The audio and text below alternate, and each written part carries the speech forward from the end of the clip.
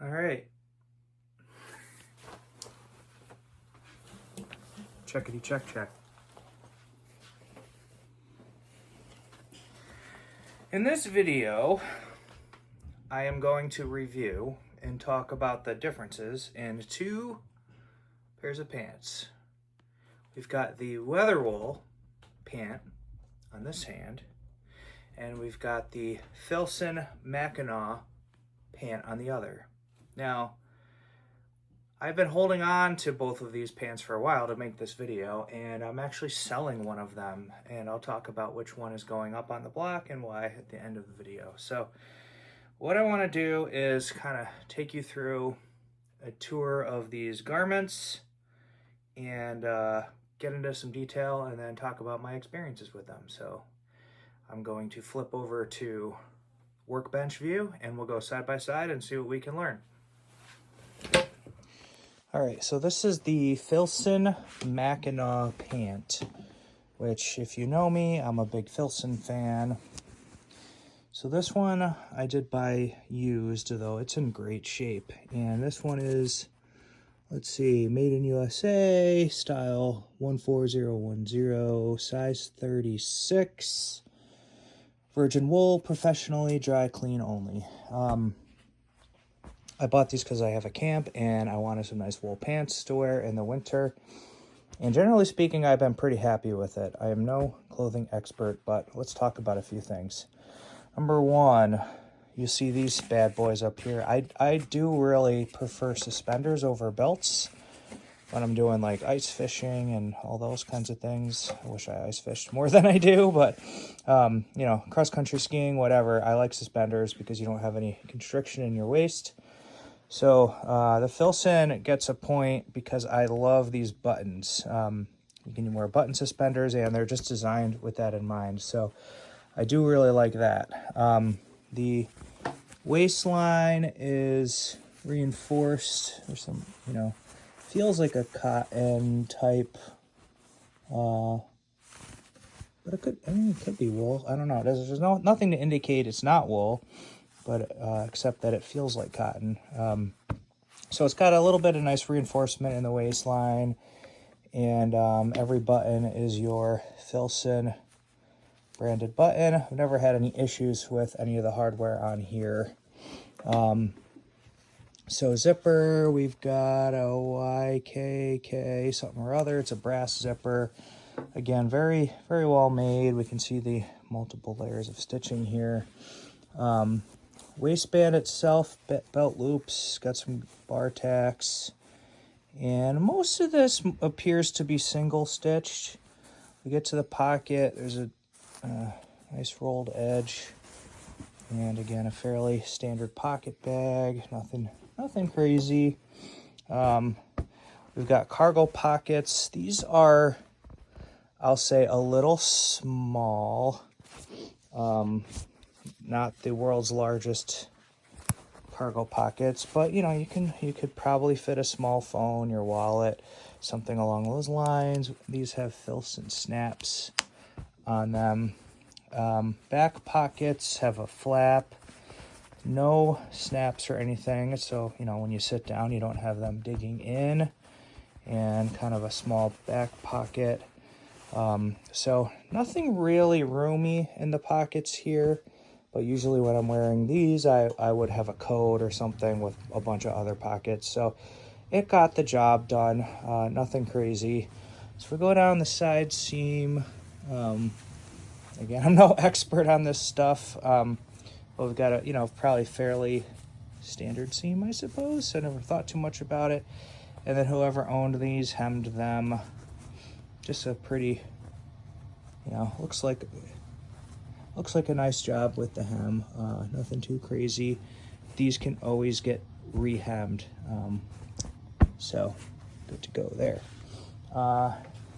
Other features to note, you know, nothing crazy about where everything comes together. Just a joint of a bunch of seams. So that is the Filson Mackinaw pant in detail. Let's talk about the fabric. This is from everything I can tell, the same wool that I have in my Mackinaw vests. It's decent. It's the thing with this. If I zoom in, you see the fibers. This is scratchy. Against the skin, these pants drive me nuts unless I have thermal underwear on or something underneath. Very warm, cuts the wind. These are rugged. They feel rugged. They feel very sturdy. They feel like my grandfather's hunting pants. Again, nothing really against that you kind of know what you're going to get with this type of wool, and I'm very happy with them. So let's jump over to the Weatherwool. All right, these are the Weatherwool pant. I know they have a wool pant now. They have a denim pant. They have these in mid-weight, and they have these in full weight. Are they perfectly clean? No, I've worn these quite a bit recently and haven't gotten into the cleaning cycle yet, but they're fine. So let's talk about the construction of these bad boys.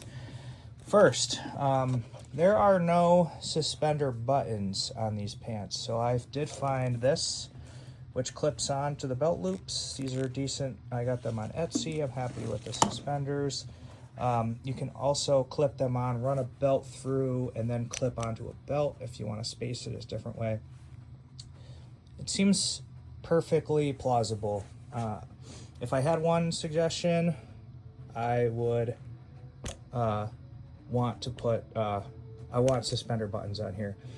Ralph, the guy who owns Weatherwool, I actually asked him about that, and he sent me 2 styles of buttons to do my own suspender buttons if I want to. He sent me the slot buttons, which we'll talk about, and he sent me his standard buttons. So huge kudos to Ralph for accommodating that request.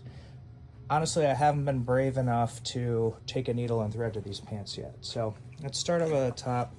Again, I'm going to go back and forth now that we've kind of talked about the other pants. So one thing I notice in the detail, again, similar construction on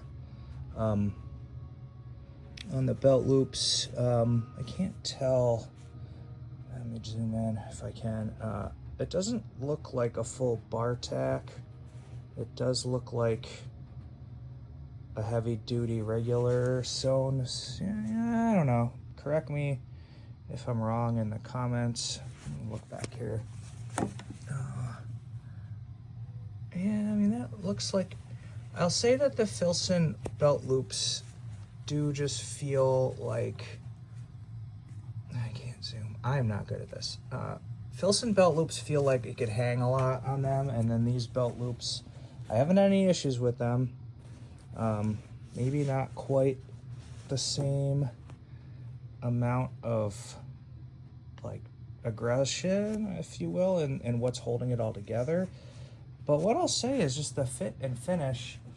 You can see that there's multiple stitching going up and down the belt loop.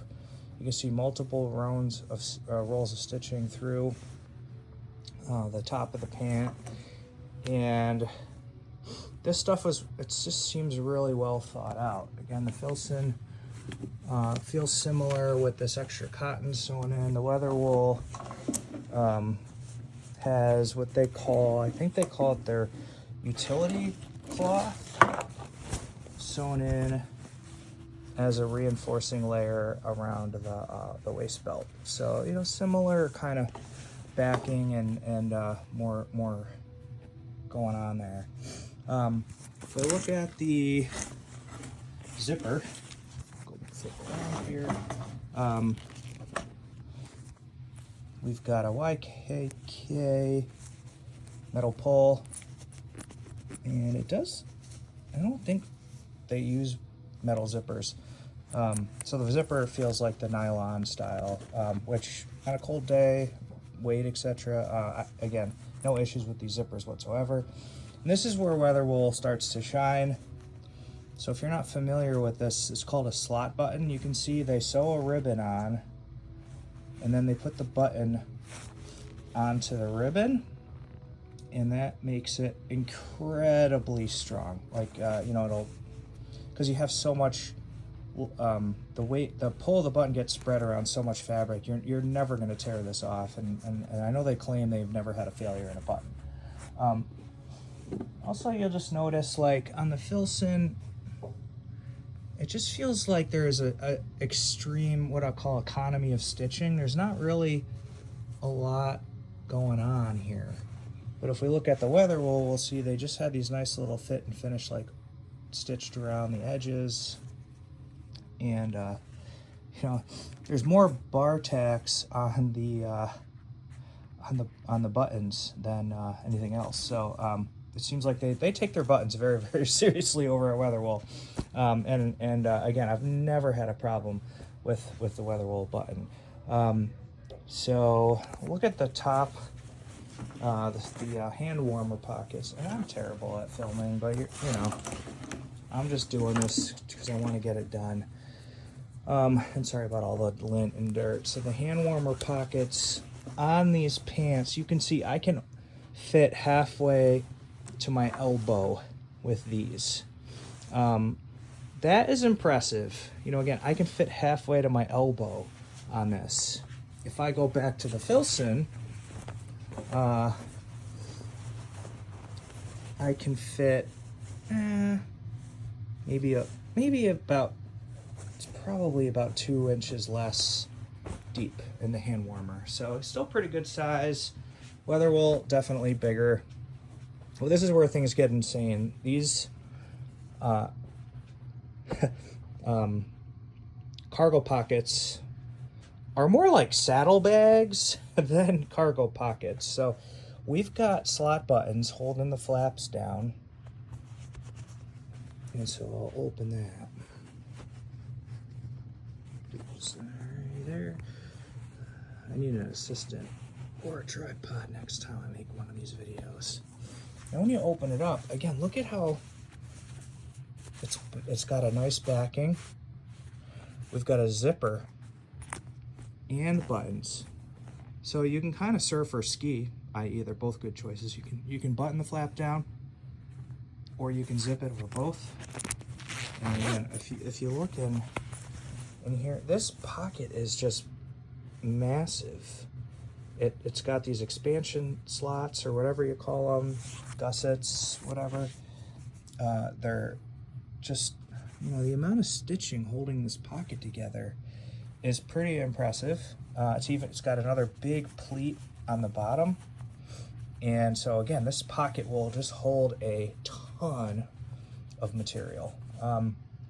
Filson, very, very simple, plain pocket. Small items, flat items, looks more streamlined. You know, if you're skiing or whatever, probably a little less cumbersome. This is a utility pocket in the best sense of the word. Heavy duty. So we traveled down the leg. The seams on here, again, I'm not an expert on sewing. There's a lot more going on. There's a few layers of stitching. The edges are rolled up. And you know, both interior and exterior seam.